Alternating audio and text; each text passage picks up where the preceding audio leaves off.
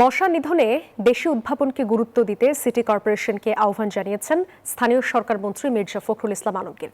দুপুরে রাজধানীর রমনায় ইঞ্জিনিয়ার্স ইনস্টিটিউশনে মশা নিয়ন্ত্রণ প্রযুক্তি শীর্ষক অনুষ্ঠানে অনলাইন প্ল্যাটফর্মে যুক্ত হয়ে এসব কথা বলেন তিনি। মন্ত্রী বলেন, ডেঙ্গু ও চিকুনগুনিয়া বিস্তারের এই মৌসুমে মশার লার্ভা নিধন করা প্রধান কাজ। ডেঙ্গু প্রতিরোধে নাগরিকদেরও সচেতন থাকতে হবে।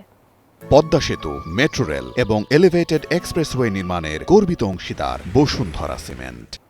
মশা নিধনের জন্য যে সমস্ত টেকনোলজি আমরা ব্যবহার করে আসছি, যে সমস্ত কেমিক্যালস আমরা ব্যবহার করে আসছি, সেগুলো ঠিক সেইভাবে উপযুক্ত ভাবে কাজ করতে পারছে না। মশা নিয়ন্ত্রণের জন্য একটা দেশীয় একটা যৌথ উদ্যোগে কাজ করার জন্য একটা সম্ভাবনা সৃষ্টি হয়েছে। যদি এই টেকনোলজিটা নিয়ে কাজ করে, তাহলে আমার বিশ্বাস যে তাহলে আমরা এটাতে অনেকটা সফল হব।